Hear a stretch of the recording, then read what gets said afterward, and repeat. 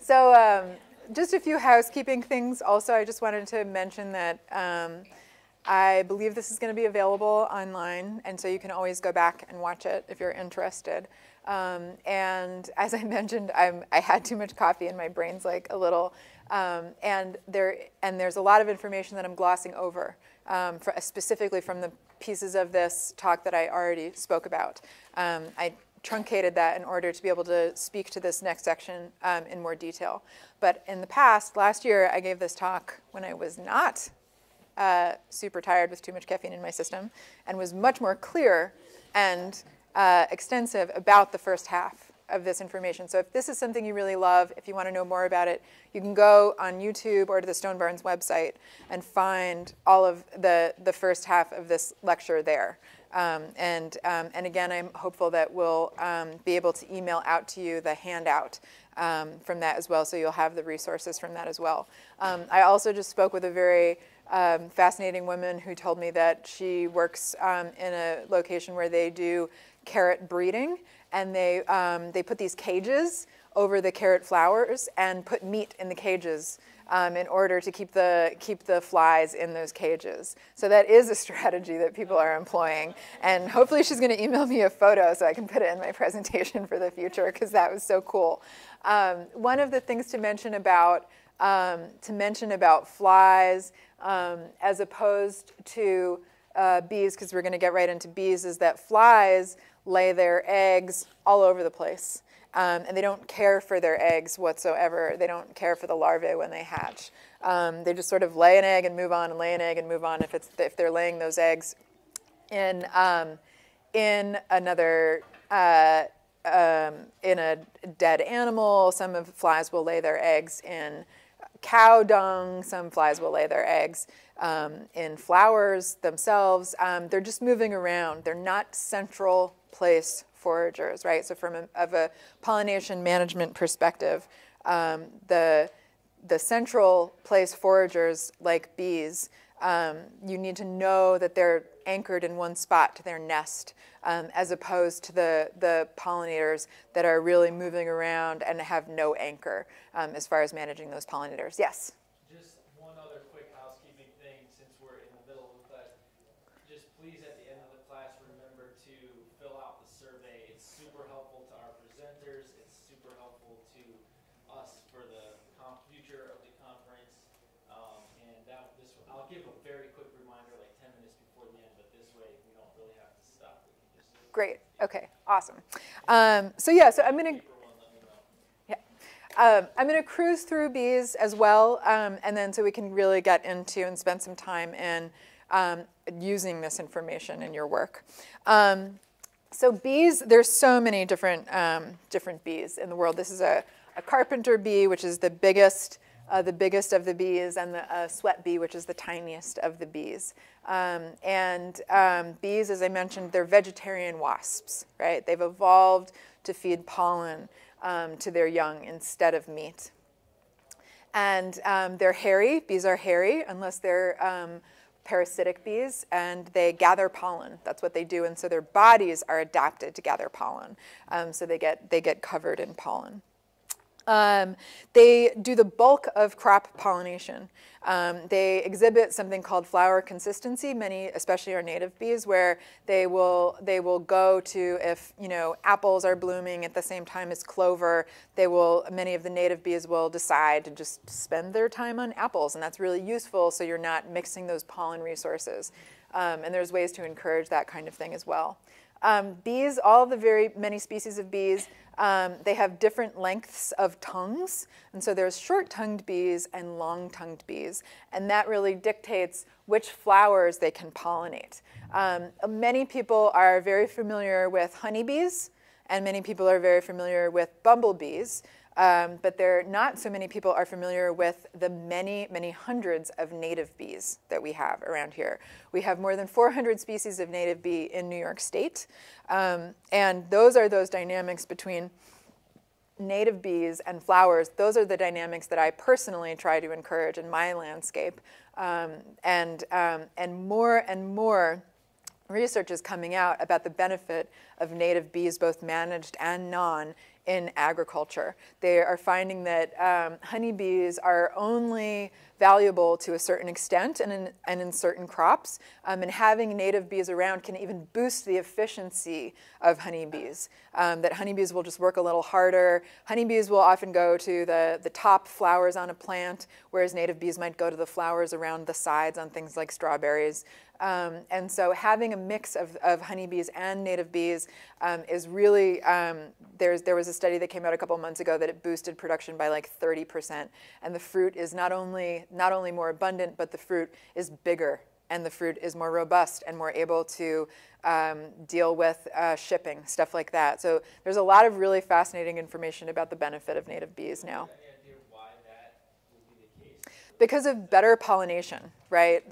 Oh, sorry, repeating the question is why would it be the case that if you had native pollinators, why would they produce better fruit than the honeybees? And the answer, as far as I know, is that they're better at pollinating than the honeybees. That the honeybees are generalists, right? They're the ultimate generalist. That's why they're so widely used and can be shipped all over the entire planet, is because they will go to just about any flower, and they're a colony organism, right? So they need to be a generalist because they have to support an entire colony over an entire season. A lot of our native bees that are specialists will have, their life cycles will be synced up with specific groups of blooming flowers. So they'll be very active early in the spring or late in the fall, and they're synced up with specific groups of blooming things. So you'll even see with blue orchard bees, one of our native bees, they're for early spring flowering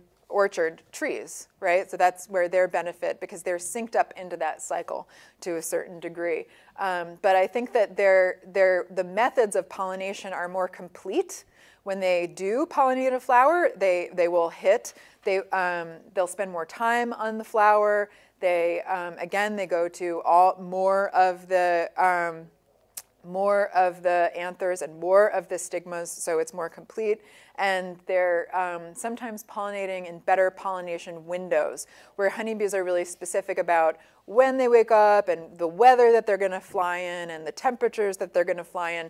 Native bees will be able to fly in a lot different varieties of weathers and temperatures, and so you're getting more holistic pollination that way as well. This is a bumblebee nest. Has anyone seen a bumblebee nest before? Yeah, of course. Yeah, cool. They're really great. They're just under the duff layer or right in the soil. These are social bees also. So bumblebees, like honeybees, are a big group, and so they also have to be generalists. They're supporting a big group of animals, so they also have to be generalists. Whereas many of our native bees again, they are solitary bees. 70% of our native bees are solitary, just like those wasps that I told you about. So they're really supporting 1 or 2 generations of young a year, as opposed to having specialist sisters the way a group of a colony does. They'll have different bees that do the caring for the young and different bees that go foraging, and then the solitary bees do not reproduce like that. The bumblebees do. This is a bumblebee life cycle. So the bumblebees there's annual plants and then there's perennial plants, where the annuals will complete their life cycle in a year, and the perennials stick around for a long time. Bees are pretty similar, where something like a bumblebee is going to complete their life cycle, the colony's life cycle, over the course of a year. So the queen wakes up in the spring, right here, I guess. She flies out. She's looking for early flowering plants. Many of our native ephemerals will cover that for her. Same with things like willows. And she flies out, starts gathering nectar, starts creating her little honey pots and making pollen balls, and then starts growing her colony. They grow, they hatch, they create more. They send out a breeding generation to make new queens.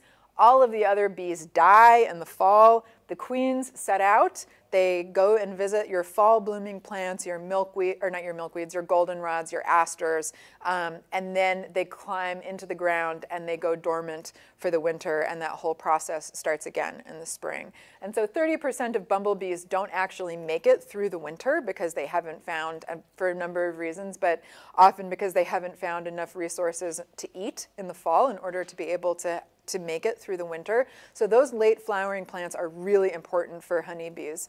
And honeybees are really critical for a lot of agricultural production. The life cycle of a solitary bee is, depending on the bee itself, is kind of similar, where they are going to, under the ground or in a tube, wake up in the spring or in the summer, depending on the species, fly out, find nectar, find pollen, create a pollen ball, go and lay an egg on that pollen ball, essentially provisioning the nest, usually sealing that off in some capacity. The larvae then grows and grows and then hatches out and flies and starts the cycle over again. And they're hatching. Each individual female is going to create a group of both males and females that will hatch out. Most native bee species will have one generation a year. Some have a few, but most will have one generation a year. Yes? In the winter, when they're dormant, are they like completely not moving, not doing anything all winter? So it depends on the species. The answer is probably yes, but some will overwinter as adults, and they can be in the tubes of flowers, they can be under the ground, but they are very dormant. They're not going to really be outside foraging. You can, I mean, on a warm winter day, you can go outside and you can see flies often, and you can also occasionally see a honeybee. I do not often see native bees outside on warm winter days. Usually you do need to wait until spring to see them because they're not adapted to this region. And sorry to repeat the question. The question was about whether or not these animals are very active in the winter. Go ahead. Do you know what kind of best landscape is for them to do this winter cycle? Like, yes. Let's say if you have a garden and you decide to leave the leaves, or you decide to mulch, or you decide to do cover crop, like what would be the best thing? We are going to go over that in length. So to repeat the question, it was how to encourage these organisms in your landscape. We'll, in 2 minutes, go over that at length. So there's all different kinds of nesting strategies. The nesting in the ground, the digging bees, that's just one strategy. And even when they are in the ground, they can have different shapes of nests where they're creating their cells and, you know, radiating them out, or in these long tubes. There's a lot of stem nesting or tunnel nesting bees, like leaf cutters, which will make, again, these little cells. They can either do it in the ground, or there's mason bees that will do it in tubes. But they all have different strategies. Some bees will plug up their cells with leaves, with mud, with cellophane that they create themselves. There's all different things that these bees will use in order to create their little houses. And then there is also, this is a cuckoo bee, which is a parasite of other bees. It doesn't have any hair because she's not gathering any pollen. She's going to lay her eggs in other nests, and she's either going to kill the other babies or just sneak her larvae in to be provisioned by the other bees. And this is actually a sign of a really healthy ecosystem when you have the cuckoo bees, because it means that the system is complex enough in order to withstand this sort of parasitism. Yes? What's the function of carpenter bees? Of what? Carpenter bees? Yeah, so the question was about carpenter bees. They are really bees. They are our largest bees. They are tunnel nesters, of course, because they're tunneling into your wood. They pollinate. We'll look at some carpenter bee flowers, pollinated flowers, but the big one is passion flowers.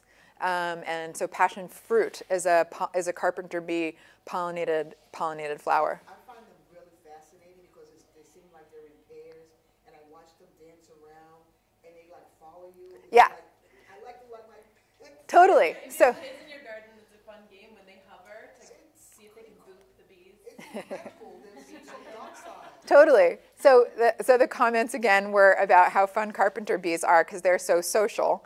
And we can look at some photos of carpenter bees later, but what they're actually doing is trying to fight you.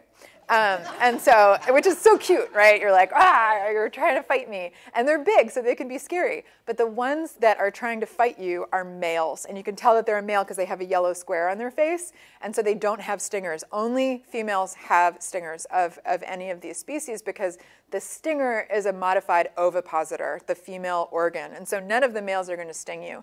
And so the female carpenter bees are drilling a hole in your fence in your house. They're hanging out. They're going out to flowers. And the males are trying to find those nests and then hang out around them and fight each other and like be that big gorilla and they fight anything that comes near them. They'll try and fight anything. And they can't sting. And so when you go near them, they're like, I'm going to get you. And they'll try and fight you. And you can literally grab them out of the air and impress your friends. And they get really angry at you if you do that too. But yeah, those are insects to pester for sure. They're very social in that they'll like get up in your face. It's great. Can I just ask, Yep. have you come across a successful way to when people come to you, because like it is, a lot of people look at them like a pest. Yeah.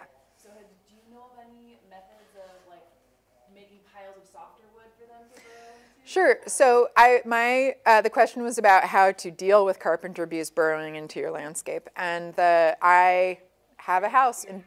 Yeah, like my love for pollinators was tested a few years ago when they started burrowing into my door, and I don't want them to burrow into my door. I want to have my door pollinator free, and so we found like a citrus spray that you can spray on the door that will prevent them from burrowing in.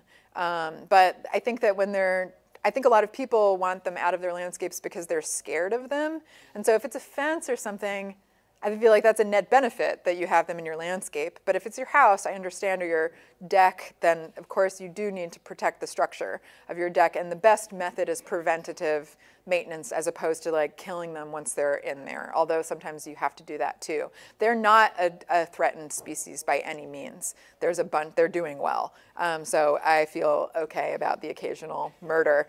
But I do think that they're amazing to have around, right? They're one of those really accessible species that my 4-year-old like loves our carpenter bees burrowing into the door. Like we all will watch them all day, and then there's also these amazing waves that will happen if you really watch them. Amazing waves of resin bees and then predatory bees that will come in and parasitize the carpenter bees. So the hole that the carpenter bee makes in my door is used by actually 3 different species of bee over the course of the season. And so it's like this incredible, if you just watch them, right, there's like a lot of really interesting things that happen but we're like both trying to eradicate them and watching them. And so, yeah, I definitely encourage where you can leave them in your landscape to leave them. This is what a ground nesting bee nest looks like. It looks like maybe an anthill, right, which is something many of us are familiar with. And you'll notice that this kind of a thing wouldn't be able to grow if you had an inch of mulch on the ground, to your earlier comment. They need bare soil. Some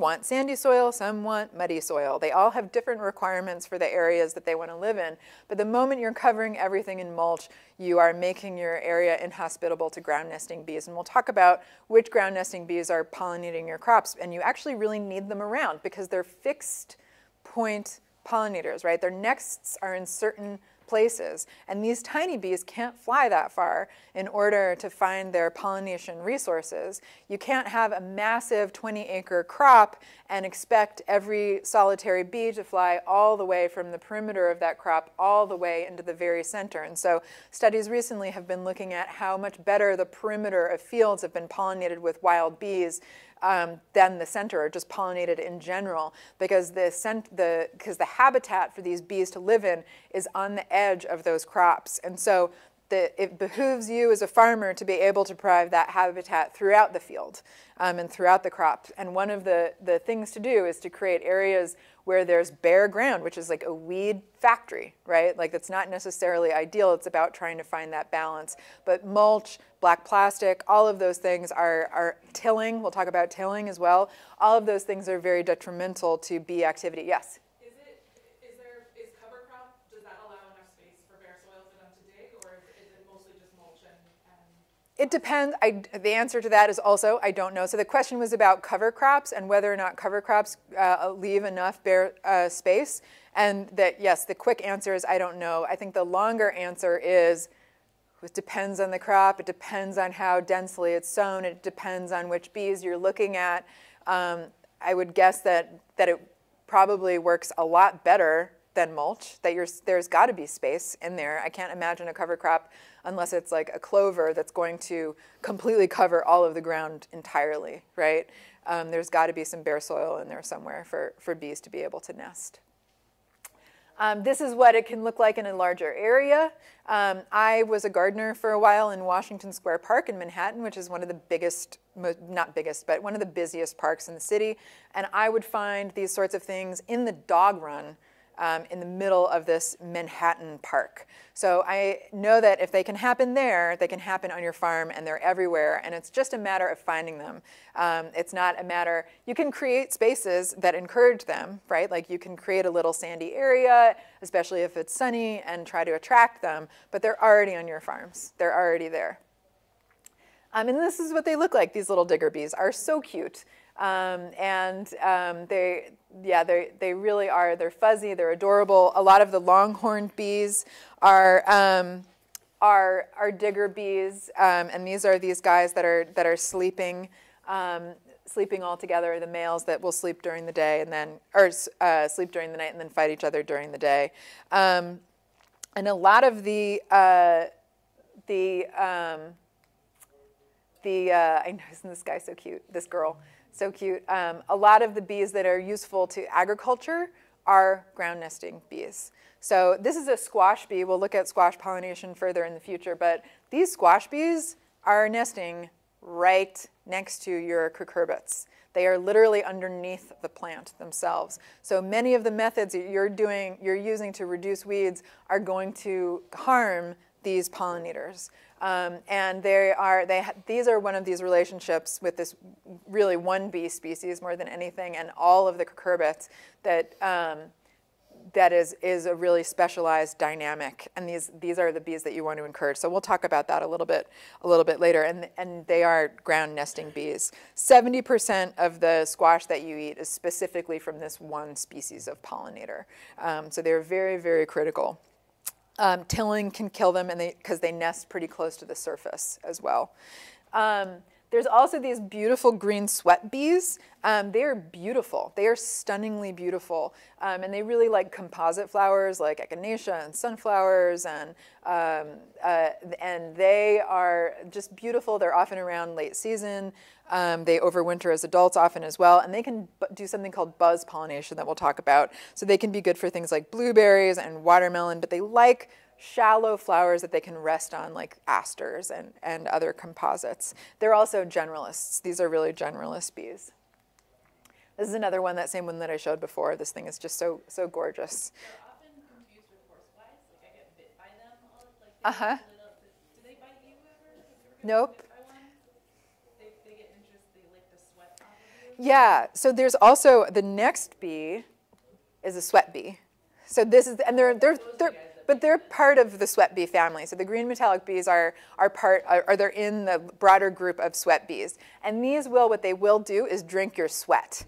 And that's what they're doing. I've never been bitten. I've swatted at them and then realized it was one of them and been like, I'm so sorry. Yeah, totally. And they will totally crawl on you and drink their sweat. And I'm always very, hello, like they're friends. Yeah, exactly. And there's tiny little flies, those little flies with like pointy faces that they will bite you. They're very similar, and unless you're really looking closely, you're not going to see the difference. They will, and they're not the enemy, but they will totally bite you. But these ladies, they'll tickle, right? Like they're drinking your sweat. But they're really great, and they're teeny, teeny, tiny. They're the smallest bees on the planet. And they're active in the spring. They're not necessarily super active in summer, and they're also really generalists. So then we're going to look into the tunnel nesting bees. So these are bees that can live in tunnels that you build on your farm. Often people are drilling out these tunnels. There's a lot of problems with this kind of husbandry, in that these wooden drilled tubes can often also harbor parasites and diseases for the bees. And so now people are moving towards reeds or paper or other things that will break down over time so that there's no parasite buildup. But they will in nature, they're going to nest either in old burrows or old Carpenter Bee tunnels, but they really are stem nesters. These are animals that will nest often in old flower stems or branches with a soft pith, right? The center of that branch or a hollow flower stem, if it's of a certain size, becomes a perfect nesting tunnel for these animals. And they line them with substances like waxes and cellophanes to make them resistant to many of the predators and the diseases that are going to come in. They are fantastic pollinators. They're managed, the blue orchard bees and others, because they carry pollen not on their legs but on their abdomen. And that makes them better pollinators because they're rubbing their abdomens all across the parts of the flowers that need to get pollinated rather than just gathering them and sticking them on their legs with glue, right? So honeybees and bumblebees, they're using some of the nectar, some of their saliva to create these pollen balls on their legs. And as you can imagine, it's kind of like trapping the pollen there. And so less of that gets onto the plant. Whereas these ladies, because they're trapping it on their abdomen, there's just a more efficient transfer of pollen with the flowers. So they're really, really great pollinators to have around. They are leaf cutters. Some of these are leaf cutter bees. When you see them in the landscape, they're wonderful. They cut these beautiful circles out and they fly away. They decorate your plants. I always encourage people to see this as decoration and not a pest. They're great to have around. They go to a variety of flowers, but they do really like cherries, or snowberries, roses. There's a cranberry leafcutter bee that will only use red maple leaves for their leaves to line their nests with. And so you can imagine that if you're trying to grow cranberries and you have a bog environment, the tree that would naturally grow in that environment in this area of the world is a red maple, one of the trees that would naturally grow in that environment. So that's one of those specialist dynamics that has evolved. And if you are growing cranberries, you want this bee around because it's going to be the best pollinator for your crop, and you want the red maples because that's the housing material that this bee is going to need in order to live around your area and not just eat there, right? So a lot of the work that we're doing is not just providing the food, but also providing the housing and the water, all of the other things that the bees will need and the organisms are going to need on the landscape. There's also a marvelous tropical bee that is just like our leaf cutters, but it's a petal specialist. And so these bees will make those same little cells, but instead of using leaves, they'll use flower petals. And they're these beautiful little rainbow cells that are just so totally gorgeous and wonderful. There's also, these are mason bees. Mason bees will use mud to line those same tubes. If you have, and blue orchard bees are among them, if you are trying to have these bees on your farm, it's good to provide them with the mud that they need. And some people, like, you can actually, I believe, buy like the right mud if you're doing commercial production and you're housing blue orchard bees. You can buy the right mud to have around. They're picky about like the water consistency and stuff like that, and so they're going to build these tunnels like that. This is a blue orchard bee. They're around earlier in the season. They like cherries, they like apples, peaches, stuff like that, and they're very, very effective pollinators of those plants. And there's one specialist that's on a mock orange as well, if that's something you're growing. And they're incredibly effective, incredibly more efficient than honeybees. They're 80 times more efficient than honeybees, as a matter of fact. They can visit 15 flowers per minute and make more than 2,000 visits per day. And when a honeybee averages about 50 flowers per day. And they tend to come out at the apricot bloom time and finish with the apples. So they're really like looking at the rosaceous orchard plants. They can be more difficult to control than honeybees because these are wild animals, right? So people historically, they're still learning a lot about how to keep these bees because they just fly away. And so people, you can buy them and put them in your landscape, and then they'll just fly away. And people have been trying to manage them like honeybees by like setting up these huge centrally located places for their blue orchard bees. And now they're finding that no, actually, the right move is creating habitat all over the place rather than one centrally located thing. You really need to spread that out over your fields, over your farm in order to encourage them, because they don't want to be, they will aggregate, but of course there's a natural inclination to distribute themselves because they're solitary bees when it really comes down to it. Does anyone manage blue orchard bees in their area? I did a project in college, and the most successful that we found, we did a couple different setups. We did like the really pretty ones, Yep. that everybody wants, the teardrop shape with like knotweed and Yep. elderberry pith. But the most successful was just a pile of, we just like hollowed out, we took a hot coat hanger and hollowed out a bunch of pithy, like soft pith branches, threw them in a pile, like a stick pile, and that was the most successful because we went through and like gently kind of took account of what was masoned up. Awesome. That was where there was the most activity. It was just a pile of sticks. Totally. Plant stems and things. Absolutely. So again, just to repeat that, you did a test in college and found the most effective method for managing these bees was less the beautiful organized strategies that are on Pinterest and more the messy naturalistic piles of natural materials that the bees would naturally seek out themselves. And I think varieties of size holes, exactly. So you're not just looking for one species. You have a bunch of different species doing different jobs as well. So yeah, I think that there's a lot of that lesson of bring in the messiness is a big one, right? Both in horticulture and agriculture, that there's a lot of functionality in that messiness. That's the leave the leaves movement, which is rampant in horticulture. And is that a thing in agriculture too? Leave the leaves? Do you have that? We just do it anyway. Okay, great. All right.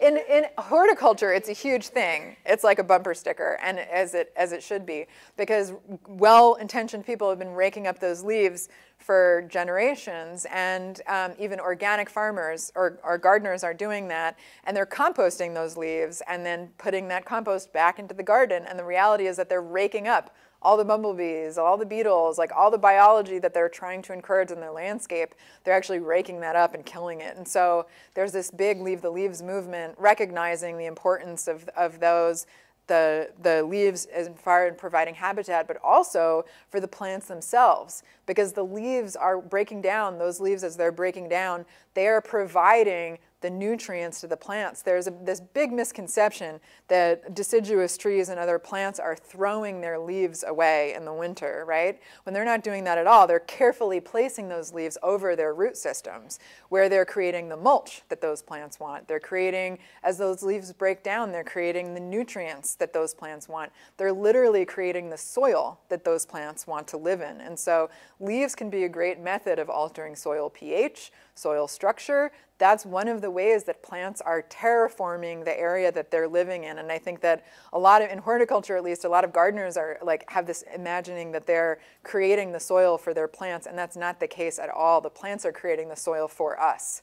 And we need to figure out better ways for growing these plants. We need to figure out how to get out of the way of the plants and let them do their thing so that they can better create the soils that they want to live in, as opposed to constantly fussing with it and trying to manage something that we are not sophisticated enough to even figure out. So that's one of the things that we do in horticulture, is really just try and let what's going on happen, and then only intervene if we know that those leaves have a disease like powdery mildew or anthracnose. In those cases, we will rake up leaves and rake up the duff and replace it with mulch. But otherwise, if we have a good soil biology that is going to cycle those nutrients, right? If you have a sterile soil environment, You're going to put those leaves on the ground and they're going to sit there. There's nothing that's going to break them down. But if you have soil biology and the animals around to break down those leaves, you're going to have those cycling systems that can actually process those leaves. And the best thing to do is to feed that system rather than trying to manage it, is just let that system go. So that's the leave the leaves thing in horticulture. I feel like agriculture, which is not extractive, right? Like we're not trying to take anything out. So I'm not sure how that really could fit into an agricultural system, but hopefully there are people working on that. I have to imagine there are. Back to orchard bees. Here they are doing their thing. And then you can see also that the males have these little squares on their faces. Often male bees will have little squares on their faces, but not always. And again, that's important to know because they can sting you.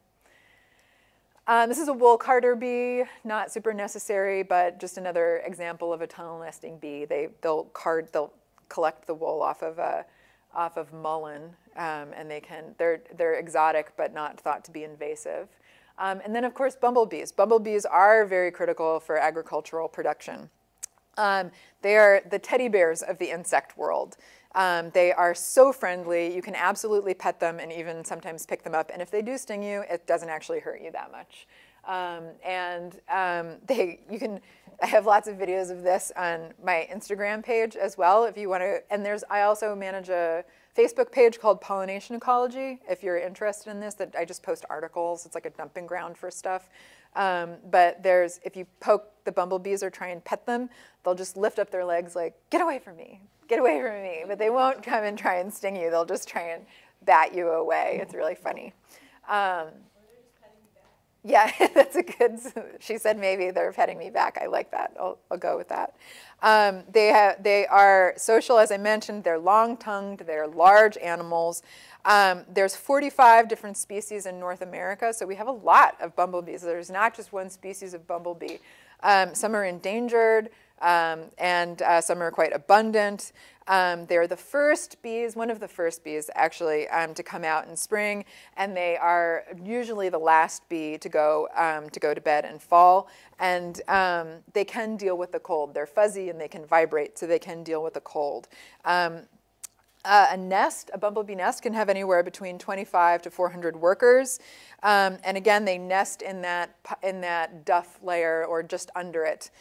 So if you're raking, you can unearth a bumblebee nest, and then they, of course, will attack you, which I've done as well. They love stone walls. They love piles of leaves. So again, messiness is the key for encouraging bumblebees in your landscape.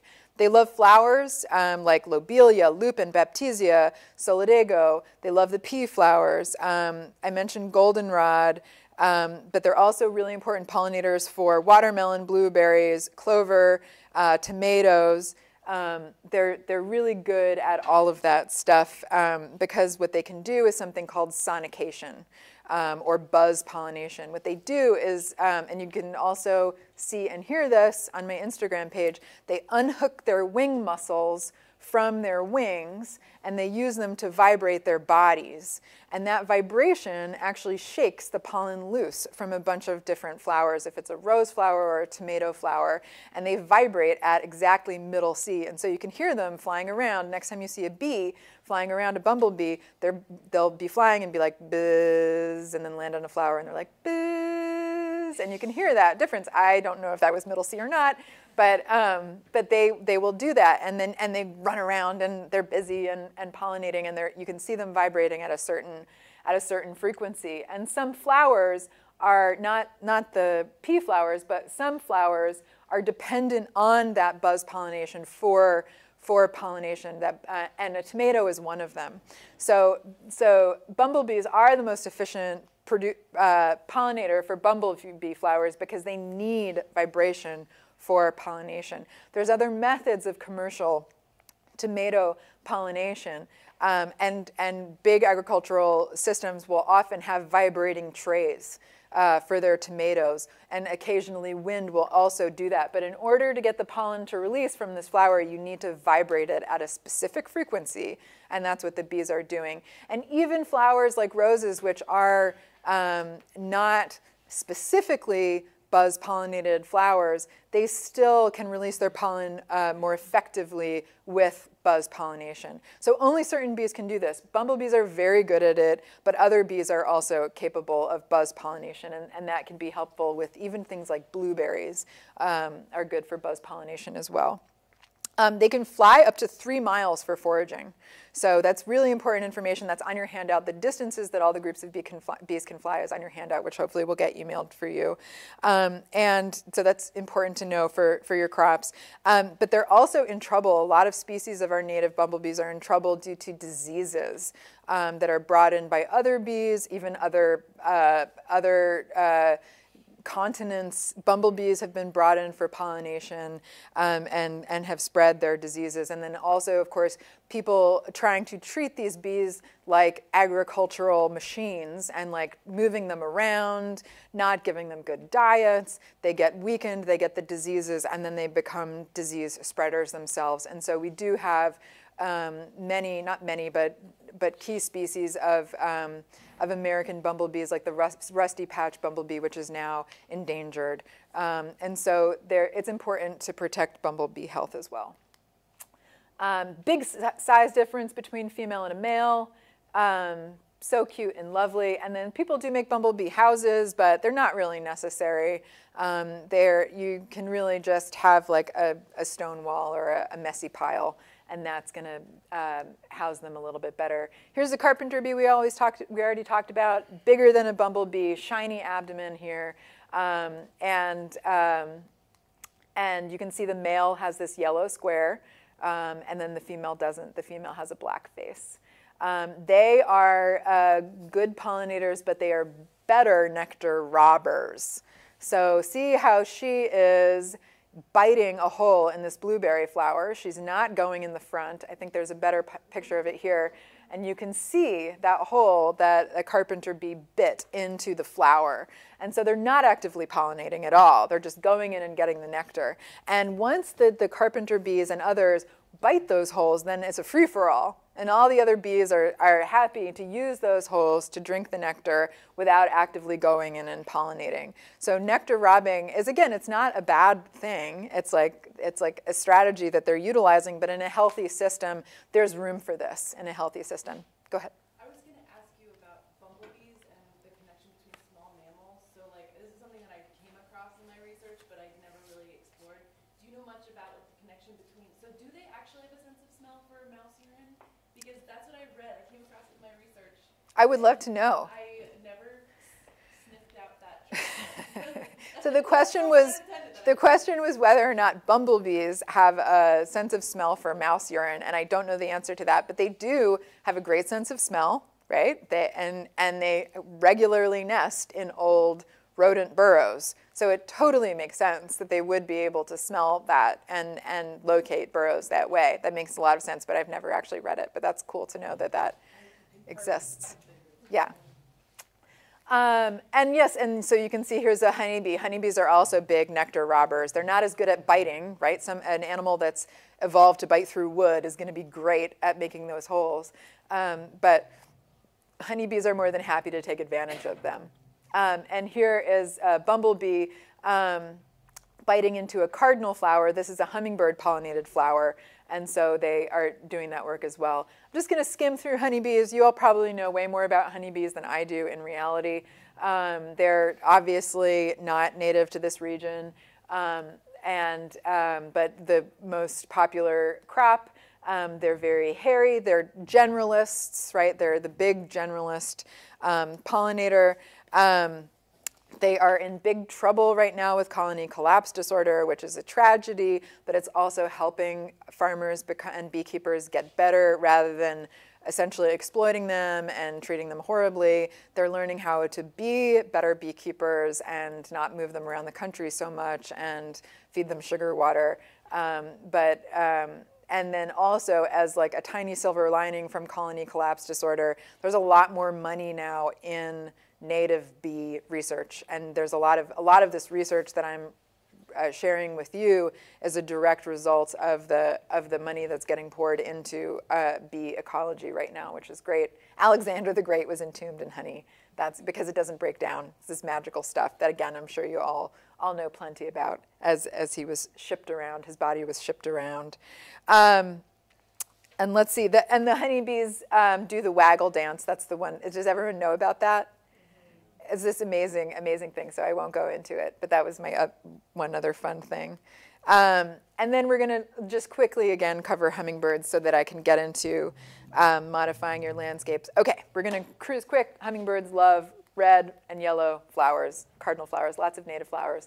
In this region, we have the ruby-throated hummingbird. They are not relevant, really, for agriculture. Pop quiz. Who are these bees? Anyone remember this green one? Bingo.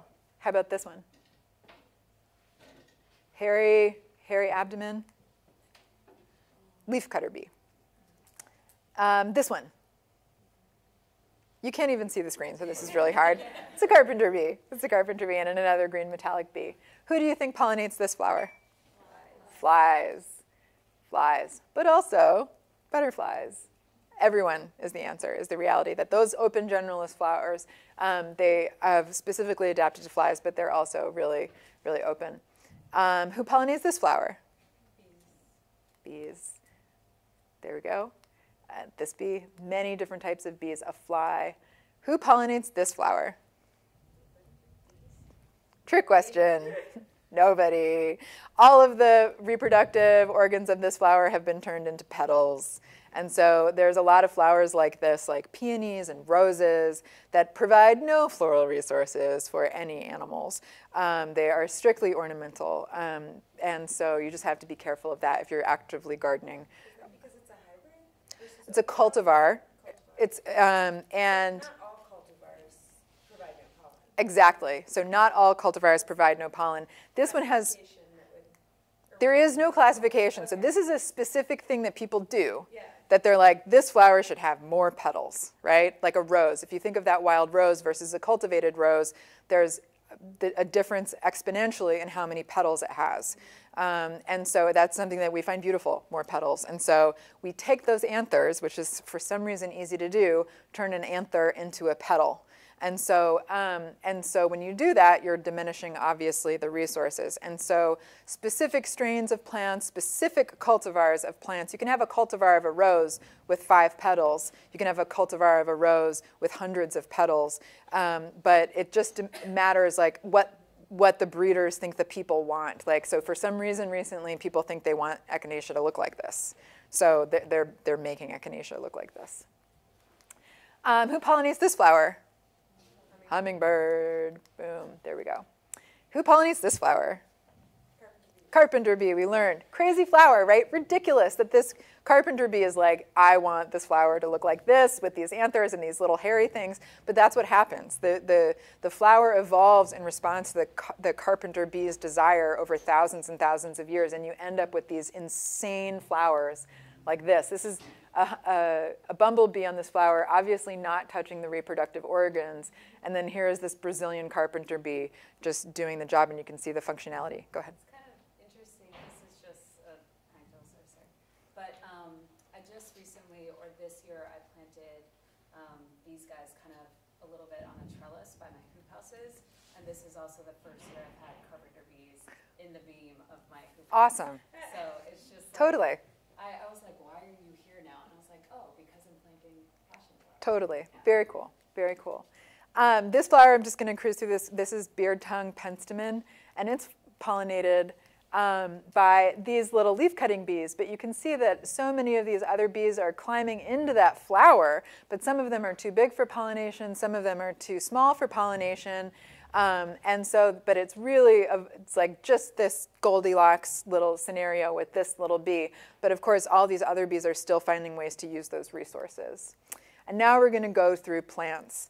And we're going to go through this stuff pretty quickly. I'm also doing a roundtable after this. If you have questions and want to talk about this stuff further, I'm really just going to sit there and talk and have conversations.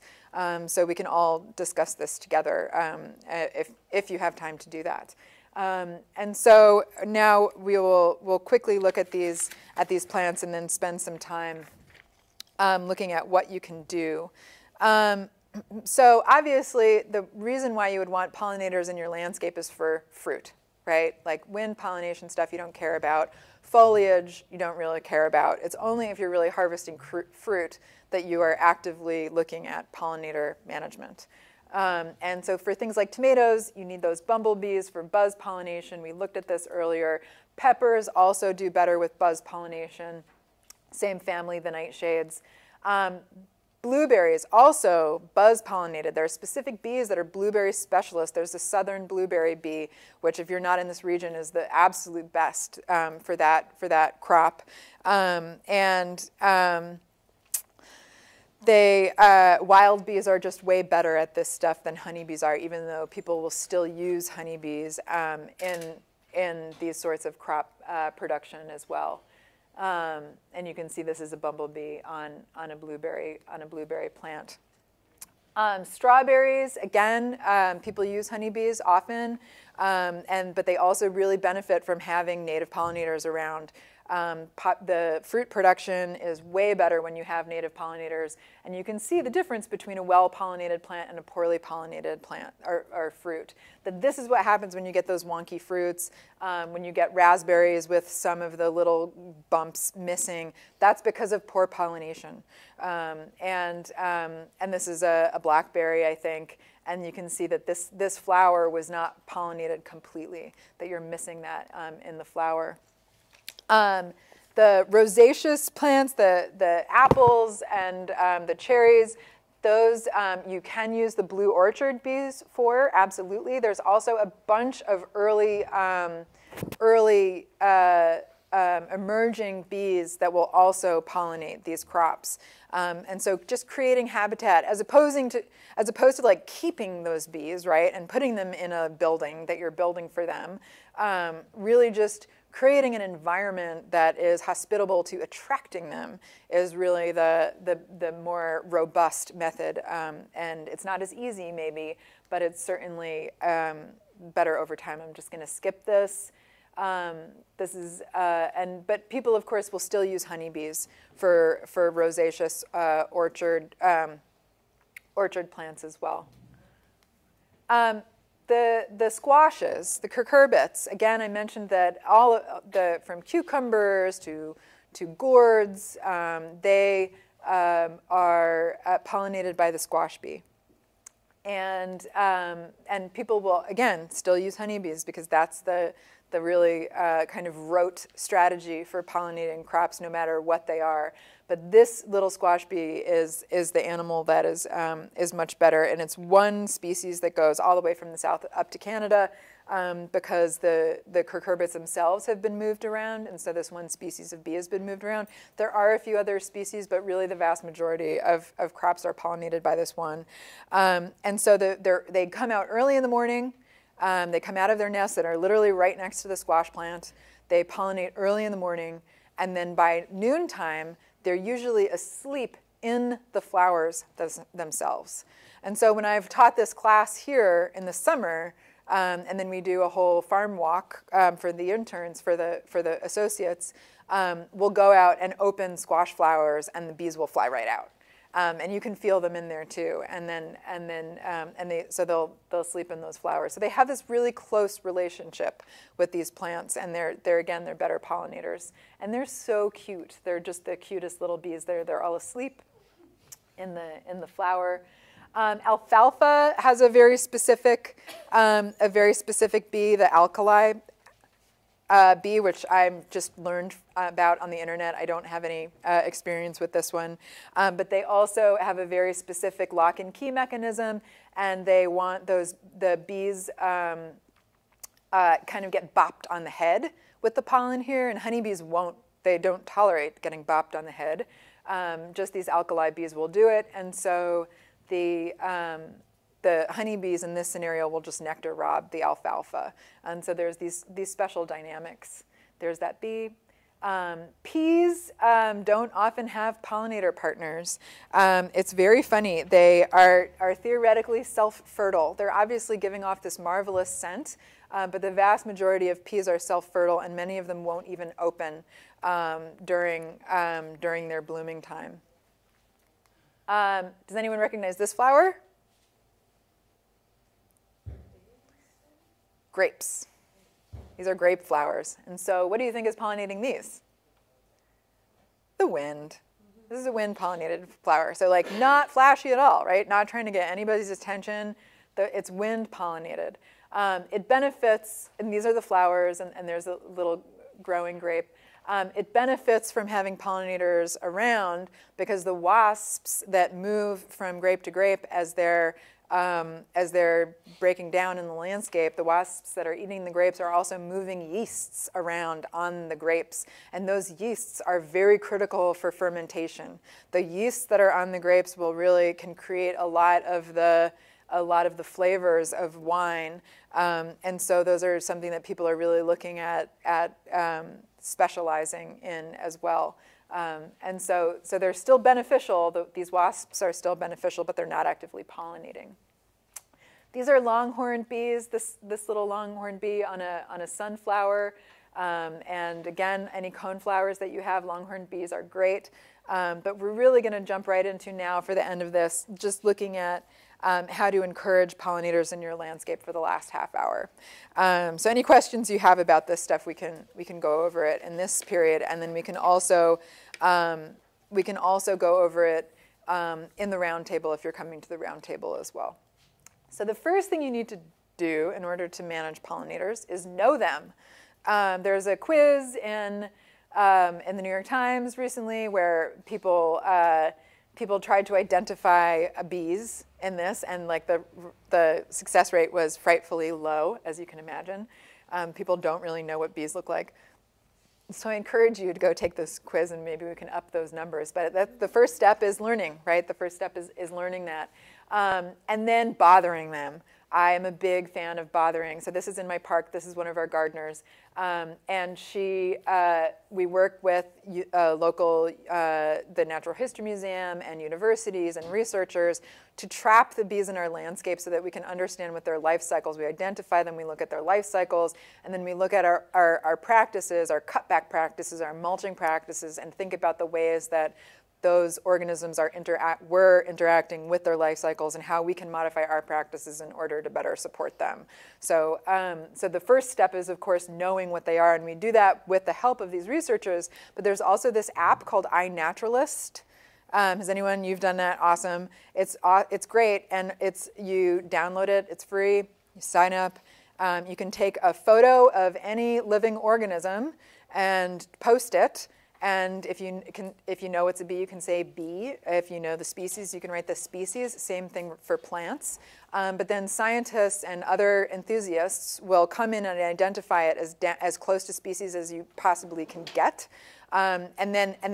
And researchers will also use that information. So there's sometimes in New York City, people will ask us to focus on targeting specific plants because they want to know the distribution of certain native or invasive plants, and we'll all go out and use iNaturalist. And we're using that in the park, in Brooklyn Bridge Park, in order to track which organisms are in our garden beds, and then again research their life cycles. So this is a really good tool for you. If you can take a picture, you can identify the animals, and then the internet is right there to look at the life cycles if that information is available. If you're a farm family and you want to involve your kid, like BioBlitz is a thing. You can go to the BioBlitz website, and iNaturalist, it's a great family activity. Like you can go out and basically like snap pictures of all the biodiversity that you find in the area, all the pollinators you can find. Like get your 5-year-old to like find as many bees as they can. Totally. So again, for the the comment was about BioBlitzes and how awesome they are and how great they are for little kids, and they completely are. Again, I have a 4-year-old who does that all day, every day. But we've done a number of BioBlitzes with the local college, and it is an amazing way to gather information and look at for a snapshot in time who's actually using your landscape. And yes, you can absolutely get involved in those big waves. They're really fun. And then, of course, identifying your pollinator, as I mentioned, is amazingly easy to do these days. And then, of course, release them, right? There's this big move to, like, keep these insects, and I don't understand it. Just give them back to the, like, just let them go. And you can still learn about them without stabbing them with a pin, unless you have to for some reason.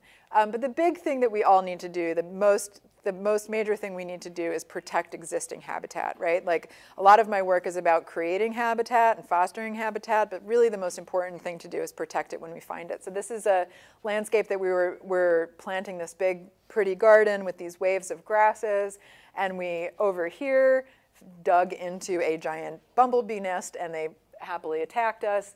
And our response is to change our design entirely, right? So rather than eradicating the bumblebees, just move ourselves out of that scenario and figure out ways to protect the habitat we do find, rather than putting our effort into, like, building these houses and trying to control them. Just look for what already exists in your landscape. Learn how to identify those signs. Follow a bee, right? Like, if you see a bumblebee in your landscape, spend, like, the next 20 minutes chasing it around and see where it goes. And then you'll find that nest in your landscape. And then again, don't mulch, right? Mulching can be really detrimental for a lot of the tinier bees, and even bumblebees as well. Cultivate bare ground where you can, right? Like, there's a limit to this. You can't have open soil everywhere. You will get weeds. But where you can fit in these pockets, where you can adapt these practices, it's really wonderful.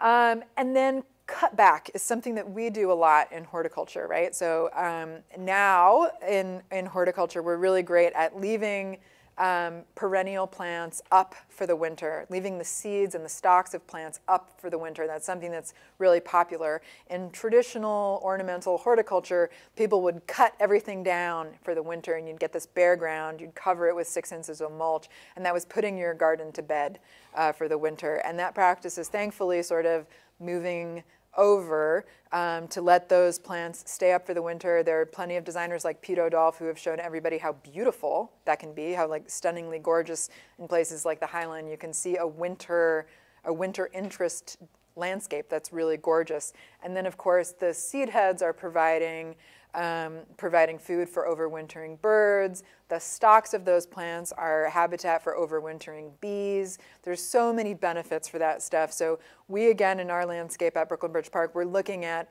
when to do cutback, because at this point, now that people have recognized to leave this stuff up for the winter, they still come through in the spring and chop everything down. And so we're looking at how to chop things down, if we need to chop those things down, in ways that support the animals that are actively using those places as well. So we try and do cutback as late as possible to allow a lot of these organisms to emerge first from their stems before we do cutback. And then when we do cutback, we know which stems. This is a seaside goldenrod, and we know that we have bees living in these stems because we found them there. And we know that that species tends to nest ideally in about 18 inches of cut stem, and so we cut back our stems really high instead of going down all the way to the ground. Anything that we think we're going to get a bee inside of, or that there's like an 1/8 of an inch hole that could hold a bee, we're going to cut those stems back high. And of course, this is not acceptable aesthetically in the traditional horticultural realm, but we're really working to change those aesthetics. We're really working to make this kind of thing both ornamental or just inevitable, right? That this is the work that you do. And in some landscapes, you can't do that, but in ours, we can. And maybe even in some landscapes, you can't do that everywhere, but maybe you can do it in some places. And so we're also looking at areas of the park and areas of each individual garden where we don't do cutback at all. We just let things go. And if we do need to do cutback, we'll do it in the front along the edge and then keep the back sections just completely undisturbed. There was some great studies recently about pollinator abundance versus economic strata by neighborhood. So looking at and pollinator diversity. And researchers found that in these urban and suburban areas, there were way more and way more diverse pollinators in lower income areas because people were not gardening and managing their landscapes because of the disturbance that was happening in those landscapes, that a lot of the well-intentioned even work that we do is not helping that situation whatsoever. And so the best thing you can do is just kind of figure out as much of your landscape as you possibly can to just let go, if you can get it stable and not weedy. Now I don't feel so guilty about my front yard. You can just stick a sign. You say, oh, when I start cutting because I've been away. Totally. Now, It's a perceived expectation. Yeah, so the point for the internet was about not feeling guilty about letting stuff go. And there's a lot of people, you can just buy a sign or make a sign that says pollinator habitat and stick it in your front yard and walk away and stop all of that work, right? So totally acceptable strategy. Stems are habitat, as I mentioned. About 1/8 of an inch is where you can start seeing animals using that as nesting and overwintering sites. These types of things are beautiful. They are not as functional, although there are ways to build them if you are really motivated. And they can also be great for little kids because they can see those animals and really closely and watch them come back to the same spot. But it's the whole drilling of a hole into wood thing is kind of passé. Now they're looking more at tubes. The animals, just like any animal, needs food, water, and shelter.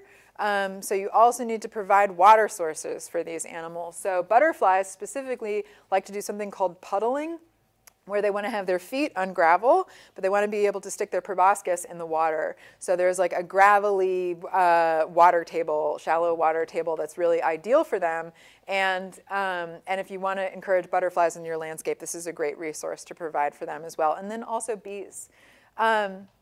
You need to have continuous blooms in your landscape in order to encourage pollinators as well. So that's, you want to have flowers early in the spring all the way through frost if you can.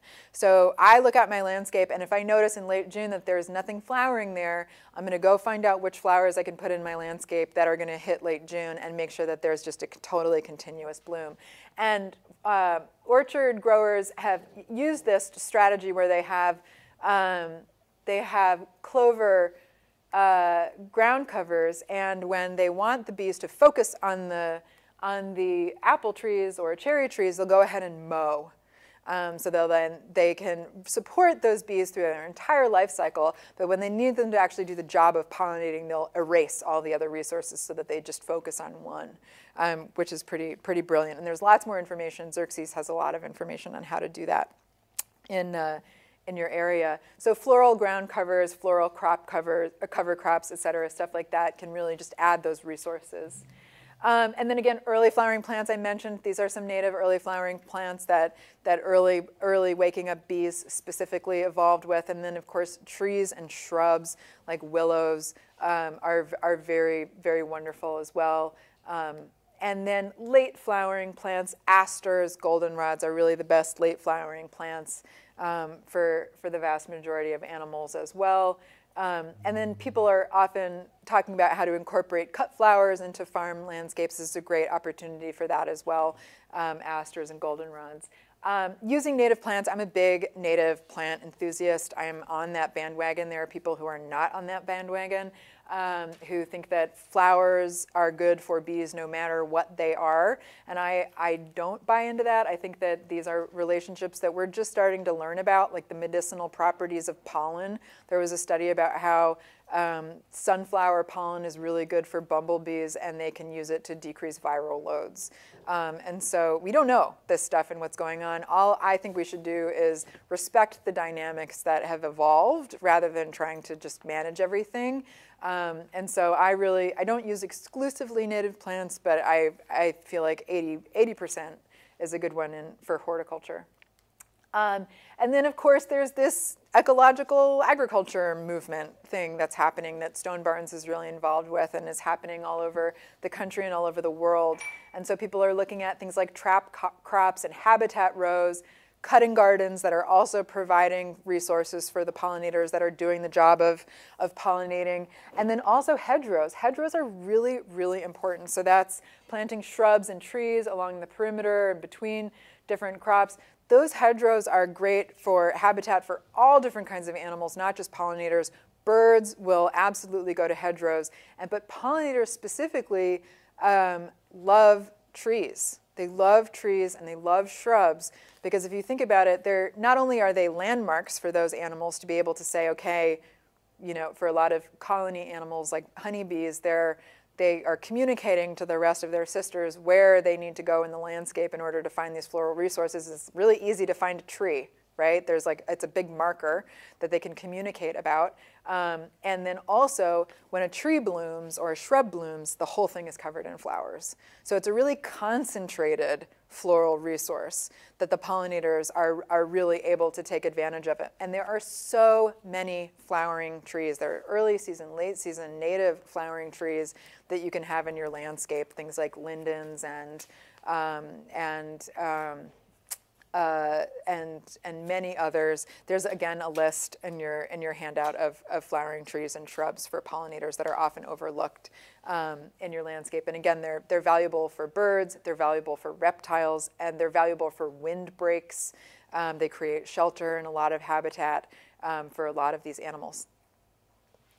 Yeah, I was just going to say that in my experience, sometimes the hedgerows, what comes up if you don't manage it in a way that might be considered too neat and not necessarily good for all the habitat that you want, can also be just a lot of pretty aggressive, opportunistic, or invasive species. Like here, it's like porcelain berry, multiflora rose that do serve actually many roles for generalists, I think, but probably not the specialists. So I was wondering if you had any insights into, strategies for things you can plant that you know will kind of overcome, or whether it's tall trees that'll just get up above it.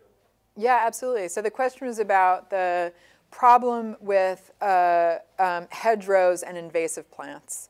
And while recognizing that many of those invasive plants provide floral resources to pollinators and other types of resources, that they are so aggressive and we don't know whether or not they're a net benefit or taking over habitat that native plants could be occupying, and which plants to use specifically in order to outcompete the invasive plants. And that's a hard one because those are disturbance-adapted plants, and you're disturbing stuff. Like, we're all disturbing stuff, right? Those are forest edge.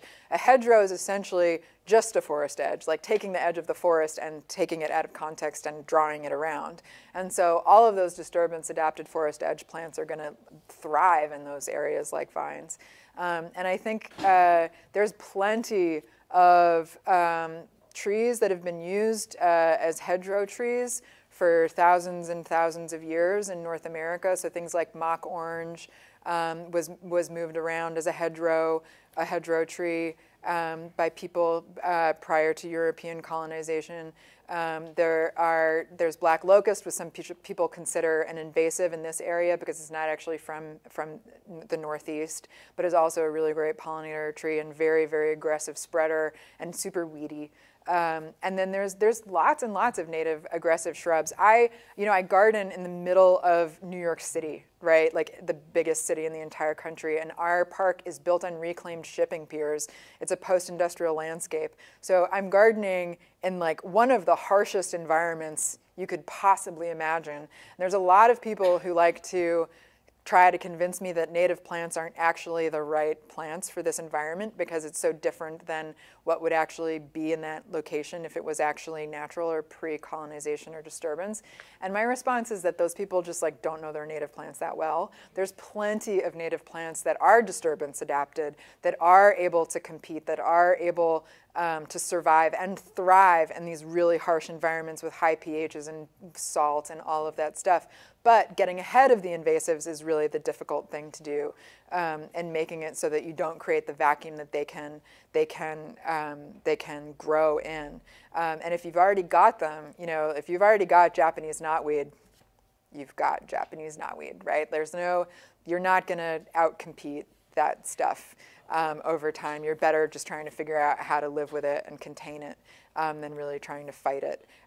So yeah, there are super aggressive plants. I think that there is a list on your handout, but I'm happy to talk to you further about that. And I think that Xerces also has. There's things like, black cherries. Black cherries are one of the most important wildlife trees, and and from a foliar perspective, for all of the different organisms that eat the leaves, and all of the different pollinators that visit the flowers. There's so many aggressive and rapidly moving plants that will be able to fill in those hedgerows. And colonizing shrubs as well, shrubs that will just spread out and colonize.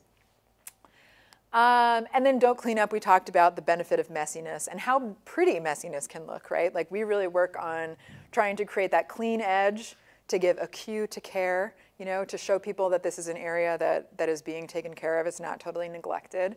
But that the back, anything 10 feet back is neglected as much as possible. Leave the leaves, we talked about that. And again, how pretty this can be. And then encourage these dynamics. Like we actually look at the various organisms in the park because that's part of the work that we do. And we have a lot of spring ephemerals are bee pollinated or bumblebee pollinated because they're up so early. And then a lot of our native spring ephemerals, the seed distributors are actually ants. The seeds have these little fleshy tissues on them that the ants will eat. And so they take the seeds back to their nest and bury them and eat those fleshy tissues. And that's a cue for the germination of those flowers to grow, for those plants to grow. And so there's these incredible dynamics that's why we plant native plants, right? Like if you just plant a native plant, you've done nobody any favors. You are planting that native plant so that you can attract the pollinator partners, the seed distributors, the soil microorganisms, all of those networks, all of those dynamics. That's what you're really going for. If you just have a coneflower in the middle of an area of mulch, it's like an animal in a zoo. It's not actually doing anything. So we're really managing for those dynamics. And then when we had our BioBlitz come in, they surveyed our ants. And they found that we had this species of ant that's going to do this job in our park. And so we know that when we plant bloodroot, we're going to be able to get that next generation of bloodroot. And we've started seeing the bloodroot move around in our garden beds now. So we know that we have this dynamic. We have the pollinator partner and the seed distributor. So this is really easy work you can do that is really fun and cool. And for the first time ever, I made it to the end of my presentation. Amazing. I can't believe it. This is my email address. I'm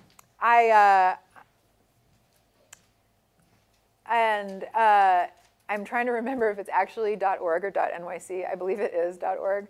But if you don't reach me at that email address, please try .nyc.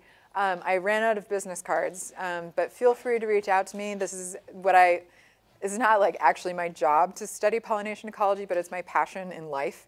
And so I'm very happy to help you or direct you to places that can provide this information. And if you're in this area, I have in the past done a full-day workshop here at Stone Barns. And feel free to register for it again if we do it. I'm not sure we'll do it again, but if we do, you can. And that's really fun because we do a walk outside and actually look at these things happening. And again, you can absolutely go to the Facebook page or the Instagram page. And if you are outside and seeing these things happening, by all means, write to me, send me stuff. I want your photos, and I'll incorporate them. And especially for farm crops, right? Like this isn't work that I'm doing. I'm strictly horticulture. So I would love to hear feedback from you and how these things are actually working in the landscape. I think we are right at the end. So we just have 2 minutes. So you should probably use that time to fill out forms. But I would welcome any questions. And then if anyone is coming to the round table, we can discuss this stuff further later as well.